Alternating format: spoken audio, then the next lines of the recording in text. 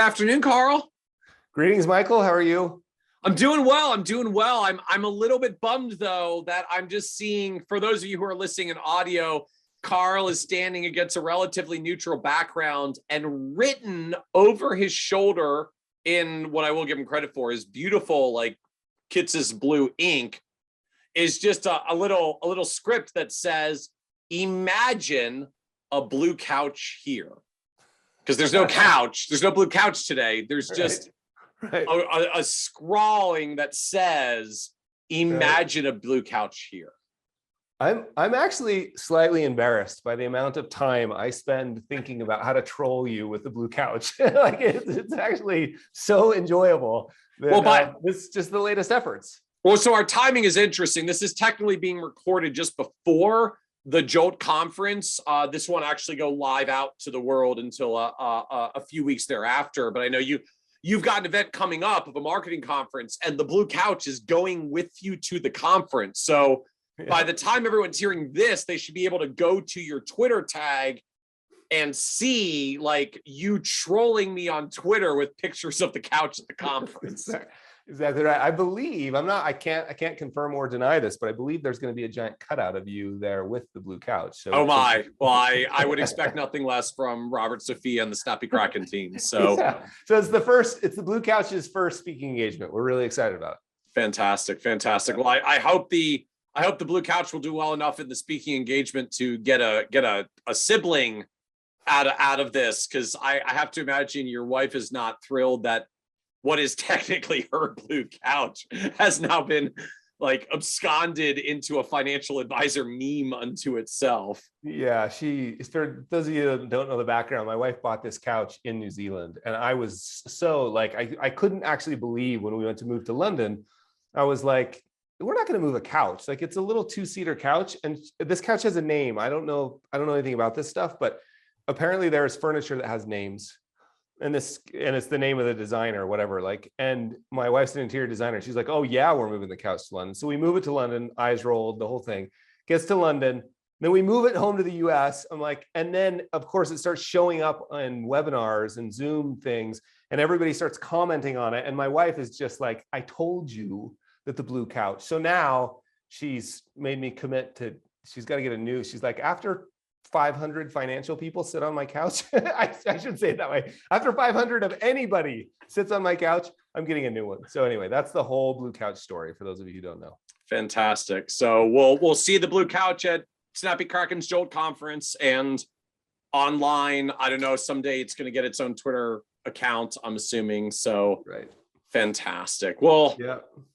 So Carl, for our discussion today, I wanted to follow a little bit on the theme from our last episode. We were talking a little about just these like dynamics. We're trying to balance the advice we know we want to give to help clients with the fact that, I don't know, at least as I think of it, like you still got to just meet them where they actually are. They won't always do exactly what you would like to see them do. At the end of the day, clients are going to do what clients are going to do. Hopefully with our advice, we get a little opportunity to shape that. And so a lot of that discussion was in the context of client, like we're already working with them. We had a good question that had come in though, of advisor who had sort of raised this like earlier on. Most of us still at the end of the day are tied in some way, shape or form to portfolios. And so to me, one of the most fundamental versions of this challenge is just, markets generally have been good for, pretty much for our part of 10 years, minus couple of hiccups that have generally recovered very quickly. So, we're deep into a bull market. And I find just, we've reached that point that's challenging for so many of us in a bull market. Like, how do you get clients on board with, I'll work with you and manage your retirement assets when the market has done so well, right? Or I guess just even more generally, like, how do you convince people of your value when everything's already going well in their lives? Yeah. I think it's a great framing of both sort of the portfolio specific to me, like how do you gather assets under management in a bull market, but I think there's even a broader piece to it as well, which is just like how do you convince people of the value of financial advice when everything's already going well in their lives? This is such a great question. Give us a little bit more context just so we can keep the conversation a little narrow. why did they come to meet with you then? Well, I think it's a good question. And I'm like, when I was thinking about this, to me, just it almost immediately broke into, I guess, two subcategories. Like, that they've come to meet me and I've met them, right? So one of them is like, someone did an outreach, they scheduled a meeting, I don't know, it's Zoom or it's in my office, but like they came to see me. Mm-hmm. And then I think there's a second version of this. It wasn't really asked specifically, but I think it's maybe even the better one, because the harder one to explore, which is like, they didn't come to you. We're out there in the world, right? Like, just, as we had on another episode recently, what do you do? I'm a financial planner. Like, just right. How do I start this conversation of like, I give people advice and it's meaningful and valuable, and I'm trying to figure out how to make you realize that, because it seems like everything's going well in your world. So I guess I would say let's probably focus it a little bit more there, only because we've talked in the past, like if they've come to your office, like if you're that far, something's going on already. Like they're not happy with their results, or they're not happy with something else, or something else is going on in their lives. Like they scheduled the appointment for a reason. And so I find like by the time they're in my office, 90% of the key to overcoming this objection is just actually getting to the root issue of why on earth did you schedule this meeting and come to my office? If I can get that figured out, I probably have figured out where my value opportunity is. So I think let's keep this in the context of like, they haven't scheduled with us. We're being financial advisors out in the world. We want to be able to show some of our value in what we do. Maybe it's a loose conversation. Maybe it's you're a financial planner. It's like, I said I was a financial planner and they didn't run away. Right. They said they didn't take 3 steps back. They've engaged with the conversation. I'm now trying to talk about what I do in a way that conveys value. Yeah. Particularly when big piece of it is assets under management.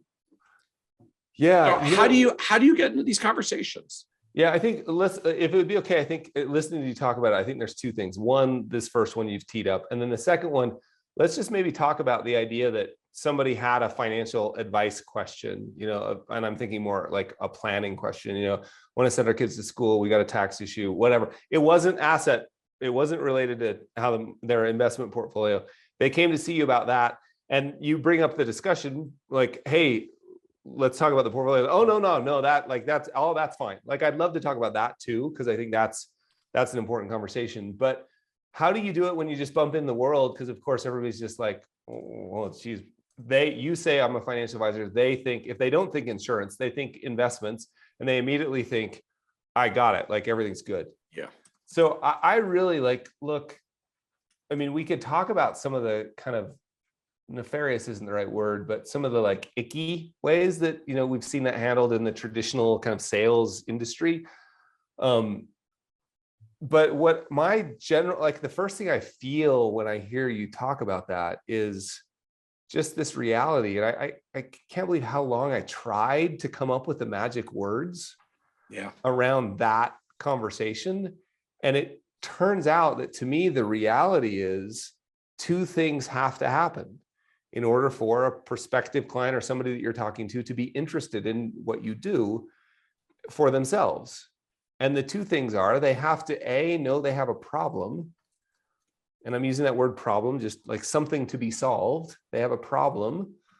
And B, they have to believe you have the solution. And when you understand that, what happens traditionally, what we see happen, and this is just sort of marketing, is, and you see this in our industry a lot, industry speaking broadly, right? Like probably not most of the people listening to this as part of a, whatever we want to call it, a profession, but the industry speaking broadly, you see a lot of the marketing in our industry is around teaching people they have a problem, right? If we were thinking about the medical industry, and we're using that analogy, we could say they have to know that they're sick and they have to believe that you're the doctor. And there's a lot of marketing in our industry around teaching people they're sick, right? That's why we do a gap analysis of everything. It's literally built to demonstrate that you have a shortfall in something for which I have the solution to plug in. Yeah, and I like that problem it gets close to the way we use complexity sometimes. Like that's really close to like digging a pit, throwing the prospect into it and looking down and saying, I'm the only one with a rope. And that can be obviously because as an industry, we're still doing it. So it must be effective. But I don't think for this audience, it's the way we want to build. Yeah. It's certainly not the way we want to start a relationship. Right. So a few things come to mind to me. Like first, just I love how you frame this. And like, to me, it's so profound. It's easy to gloss over. And I want to take a moment and pause on it. This only works if they have a problem and they believe you have a solution. Right. And just the very piece that like, they have a problem, like it has to start that they have a problem. And I mean, to me, just like the most striking thing of this original question as it came in, like, how do you convince people of your value when everything is going well in their lives? And like, frankly, there's a piece of them wants to say like, maybe we don't have value at that point. Yeah. Like I can, as you said, like I can probably come up with some things that are going to be problems with them, dig a hole for them, and then offer them a rope to get them out of the hole that I just dug for them. But if you want to take this as at least as literally as it framed for us, like, how do you convince people as a problem fixer of your value when they don't have any problems to fix? The answer is like, maybe you don't. Like, it's okay. Like, just like now my rational efficiency brain kicks in. I'm like, then if this was a prospecting conversation, like just wind it down as quickly as you can and find someone else who's better to talk to. Like, not every human being you meet on the street is going to be a prospect, even if they happen to have enough financial wherewithal to meet your investment minimums. Yeah, I think that's where I land too. And there's some more to talk about. But I think if you think like both of those things have to happen simultaneously in order for that to be a good idea, or like in order for that to move forward, they have to believe, they have to know that they have a problem, and they have to believe that you have the solution. You can run around talking about, that's why we say no one cares about your solutions. They care about their problems. So we can run around talking about solutions all day long, but if I don't have that problem, I don't really care. And if I have a problem and I don't believe you have the solution, then that doesn't help either. So, So I think there's two ways to think about it. One is like to me, at a like broader marketing approach, it's I would prefer, and I want to just pinpoint something that we can circle back to. They don't have a performance problem right now. So any kind of, well, or I say like, unless they do, in which case they have a problem. They may know how they're problem, right? Market's been bull, but like I've managed to pick every stock that still goes down. Like, cool, then that's probably going to surface. They got a problem and it's going to come up. But in the scenario we're painting, things are going well. Yeah. Right. Like, and so they don't have a performance problem. So any attempt on the performance side indeed feels like you're trying to dig a pit. Like I remember taking portfolios, like obviously you can take any portfolio and with the benefit of hindsight, do better, right? Like with my second opinion analysis, I can say, oh, did you know that if we just levered your portfolio up 2 times, you would have made twice as much? Like we can play those games, and I've seen plenty of those games in the institutional space, and we all have, but they don't have a performance problem. So they may have there may be another problem, which is, the portfolio, although performance may be going well, the portfolio may not match at all what your goals are. And there's some conversations we might be able to have around that, which I want to get to in a minute. But I normally landed on one thing I just want to really like put a fine point on is instead of our marketing, like our personal, like, your personal marketing that's going out like one to many, being around trying to point out the problems. I just like the idea of being consistent and frequent enough that when life delivers the problems, and I don't love that phrase, it meant like we're waiting for people to have problems. I just mean life, those things show up. Something changes in their lives. The market, in this case, we're talking specifically about investments, something changes there. Whatever, something shows up in their lives. How many phone calls have you all gotten when clients go to take their first international trip with multiple kids that they're leaving at home, and they suddenly realize, like ask any estate attorney, like the call comes often when, oh geez, I realized that we don't have we're going to Africa in 2 weeks and our kids are staying home and we don't have a will. We probably should get that taken care of now.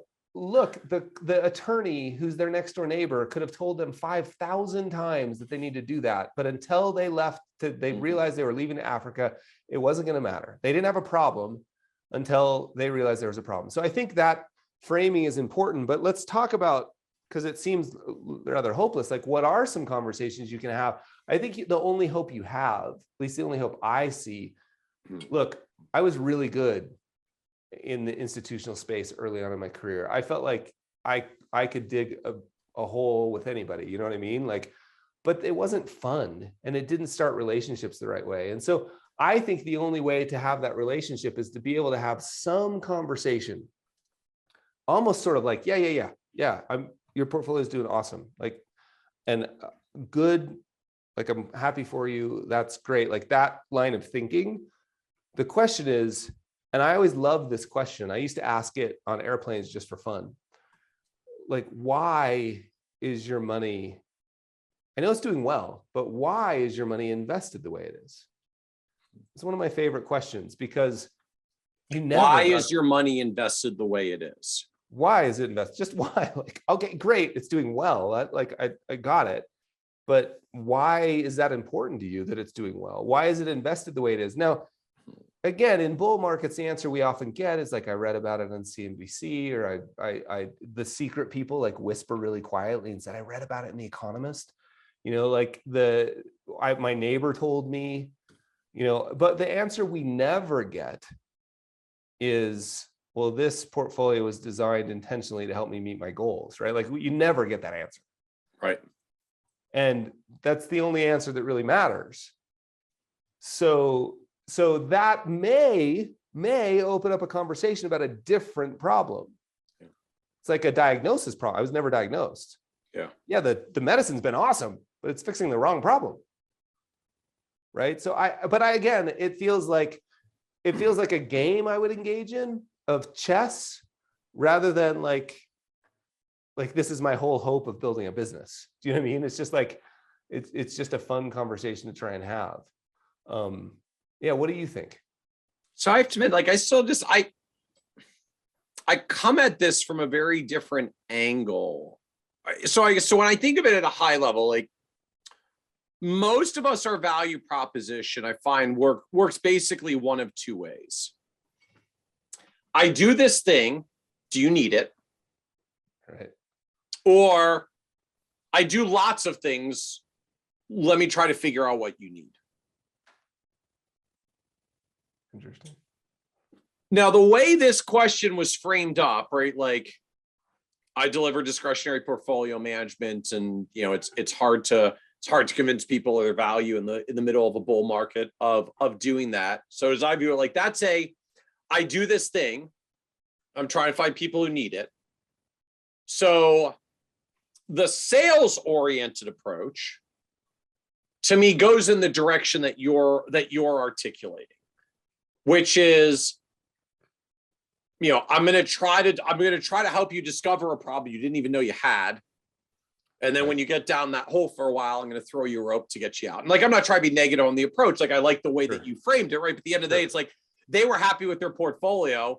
So you gave them an adjacent problem, which is like, but is your portfolio really aligned to your goals? Like, why is your money invested the way it is? And hopefully by the end of that conversation, they're going to realize, like, I got a great portfolio, but it's completely not aligned to what I should be doing. So maybe I do need to work with you after all to figure that out. So like, I do this thing. Right. Do you need it? You didn't. So I kind of found something nearby and I brought you in. And I guess it's just sort of like a philosophy thing. You know, I approach this wearing a marketing hat and not a sales hat. And my marketing hat says, like, if this is what I did, like, here's what I would go around saying. You know what we do? We fix broken portfolios. And if you just introduce yourself that way, like, I'm a financial advisor, I fix broken portfolios. One of two things are going to happen. Someone's going to say, like, well, sounds rough. I'm glad my portfolio is not broken. Cool. Have a nice life. I'm going to go talk to someone else. Or they're going to say, like, oh, yeah, you should see mine. It's a mess. Really? Tell me about that. Right. So right. To me, the whole goal would be, I just want to put myself in a position where I'm only having conversations with people who have problems. And if I just lead with, we fix broken portfolios, the next sentence out of that person's mouth, I'm going to know whether this is a constructive conversation to have. And if it is, we're going to have that conversation because now a problem has already been articulated and I've said I have the solution. And if they respond, they have the problem. So we're going to start going down this road. And if they don't have that problem, like, I don't try to find, just like it's my style, it's my approach. Like, I don't try to find a problem for them. I try to move on and find a person who has the problem. Yep. No, I totally agree. I think that's that point is the life will deliver the problem. And hopefully my marketing efforts have put me in a situation where when that problem shows up, you'll think of me first because I've been showing up in your mailbox for every week. Yeah, I mean, that's right. Yeah, to me, that's the marketing approach. Like, well, I'd love to add you our mailing list. We talk about, solutions to bail out broken portfolios. So, glad you're where you are right now, but would someday yours will be broken. Would we send some stuff from time to time, and if you ever find yourself in a place where it's broken, maybe we can be helpful. And like, great, then I'm going to put you on my drip marketing list, and then we're going to move on. And at some point in the future, either you'll have a problem, your portfolio will break, and you'll call me because we fix broken portfolios, or your portfolio won't break, in which case I'll never hear from you. And it's okay because all I was doing was sending you one more email on top of the list of however many other people are on my mailing list, which cost me absolutely no incremental time or effort at all because I'm already sending it out to everyone. But it just, to me, there's a philosophy difference. And it strikes me because when I started in the industry, like, I was trained how to approach this like a salesperson, not a marketer. And I'm not trying to use that in like a pejorative negative sense about salesperson at all, but just sales to me often has this framing around like I'm trying to persuade someone to do business with me. And to me, good marketing only brings in people who have that problem they want solved in the first place. Or at least if I'm going to show them they have a problem, I'd rather show them that I have the problem with a marketing approach that reaches a whole bunch of people at once and then still gets to the point where the only people who call me are the ones who've already identified with us. So my conversations are always maximally focused. And so to me, like the sales approach is, how do you overcome the objection to my portfolio is doing great right now? And the marketing approach is just to say, we fix broken portfolios. And in 5 seconds, you're either going to have a prospect or you're going to move on. And that's a good efficient use of time if you're out there prospecting as implicitly this person is and trying to find people that they might do business with. Which I agree. And I think that circles all the way back to the answer to the question is you don't. Like, how do I convince someone? Like, one approach to this would be you don't, right? Yeah. You show people who you build your system around finding the people who self-identify with that. And again, this isn't just about investments, by the way. Like, we could have this whole conversation about niche marketing, right? But I just did we're like 23 minutes in before he got there. Like, that was a long time for the drinking game this time, but I know. I used the word niche instead of the appropriate niche. But I appreciate that. I'm sorry, I'm talking. You don't start. Anyway, I get the last word on niche. All right. This time. So again, like, we want people to show up and self-identify with, and I think internally it's really helpful to use the word problem, because it just helps us shortcut what we're talking about, but we're not really talking like out publicly saying you have a problem, but the people identify with the solution that we're offering. So let me ask you a question, because this was just on my mind. What do you think then of the marketing approach that leads with second opinion on your portfolio? I like an approach, a second opinion on a portfolio, because it still gets back to the only people who call for a second opinion on a portfolio are people who have a problem that they're not confident in the first opinion. So otherwise they don't make that call. Essentially, we fix broken portfolios. If you're concerned you may have one, we offer this service. Yeah. Essentially, roughly. Okay. Yeah, I still view that in the same category. Because look, like, people who are happy with their portfolio don't call for second opinions. Yep.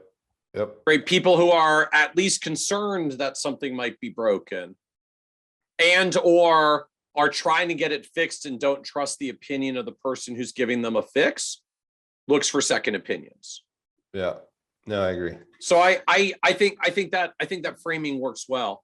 Now the one piece I do want to come back to at least briefly before we wrap up, because I'd said at the beginning, like I sort of think of this, there's two ways that we do this. Number one is I do this thing, do you need it? And if they have the problem, I have the solution and a match is made, in which case I just want to get out there with my problem solving, get out there with the problem I solve. We fix broken portfolios. And seriously, someone like, try it. You'll be surprised at some of the conversations it opens up. Well, I just want to pinpoint that real quick to hold where you are, because you literally right now could build an entire marketing campaign. It would 100% just sheerly be about numbers, and it would be easy. It would be an automated marketing campaign around one concept: we fix broken portfolios. Now, the second angle to this is the advisor that it's not like I do one thing, do you need it? It's I do a lot of things. Because to be fair, that's where a lot of us are as we increasingly go into this comprehensive financial planning, financial advice world. And we may or may not ultimately implement that by managing your portfolio as part of what we do, but because we may run on an AUM model, but we're not necessarily building the core value proposition around I'm going to manage your assets and I have to convince you your portfolio is broken in order to work with you. I may be able to work with you in some of the other areas where you have needs, like tax planning, retirement planning, estate planning, cash flow budgeting, just all the different things that we may capture under the financial planning umbrella. So I guess the one other question that I have for you, Carl, is so if we're not trying to keep this quite so narrow to portfolio management, or look, at the end of the day, we may still run on an AUM model, but our lead is not we fix broken portfolios. Our lead is comprehensive financial planning in all the wonderful gloriousness of, I can fix 52 different problems and I don't know which one you got. Is there a way that you like to start that conversation or explore that conversation? When again, this isn't like prospect is coming to meet. This is I'm out and about. I said I'm a financial planner. They didn't take 3 steps back. Apparently the door's open for me to have some kind of follow-up about what I do and start trying to convince people of the value I provide when things are nominally going well in their lives. Like, is there a way you like to try to open that conversation? It's increasingly, I'm more and more like my answer to that, and especially on a marketing front, but even on a one-to-one conversation, is I don't really even know how to, because at that point you've become, like Seth Godin calls it, a walking generality instead of a meaningful specific. So the easy way to think about that is, let's say, you do all those things, which we all relate to. You don't love running around being the investment person. Then, okay, well then how can you be a meaningful specific? Well, we've talked about this ad nauseum on this call. Like, I don't know how to help anybody with marketing anymore unless they solve a very specific problem for a very specific group of people. That's called niche marketing. So you would still come back to that, right? It's not I'm a comprehensive financial planner. It's so, I specialize in recent divorcees who are trying to get back onto their feet after a tough divorce. And so, right, one of 3 things happens. I just went through a divorce. We should talk more. My friend, family member, the person over there that I know, like, is going through a tough divorce. You need to talk to him or her right now. Or like, cool. That doesn't impact my life. Where's the guacamole? And we part ways. Yeah, no, I totally, because what are your options? Your option is, how many people get excited when you say I'm a comprehensive financial planner, want to talk? Yeah. Right, because nobody has a comprehensive financial planning problem. Right. No one wakes up in the morning. As I always joke, but it's true. Like, nobody wakes up at 2 a.m. in a cold sweat because they do not have a comprehensive financial plan. It's not what keeps us up at night. It is not. I love that frame. This is a really helpful question. Just insert whatever it is. Like, nobody has a comprehensive financial planning problem. Who in the world has a I need my taxes done problem. Like, does your problem, can you state your problem in a way where you're like, oh yeah, there are people who have that problem. If they heard about that, they would relate. And then of course we just go down that path we've talked about ad nauseum, where we interview those people, we discover the words they use, we restate their problem in their words in mass until the people self-identify. And the cleaner and the clearer and the more we can become signal among the noise, the faster it will go. Because so my answer is, I don't think there is a way to do that. I think the way to do it is to move from becoming a walking generality and become a meaningful specific in people's lives. This is one last word: relevant. Right? Like relevant. I think noise, signal, there's so much going on. I want what the words that came out of your mouth, if they're relevant to me, we're going to meet. If they're not, where's the guacamole? There's two big, I guess there's really three big takeaways to me now. Like one, just, they have to have a problem and they have to believe you have the solution. Do you want to be a walking generality or a meaningful specific? And if not, where's the guacamole? I love guacamole. That's exactly. As soon as I said that, I was like, we got to use where's the guacamole? I mean, come on. All right. So, but to be clear, do not get any guacamole on the blue couch. That's for sure. And guac is extra. Oh, and guac is extra. All right. Because that's where the value comes in. Exactly. Awesome. Well, thank you, Carl. Michael. Super fun. Thank you.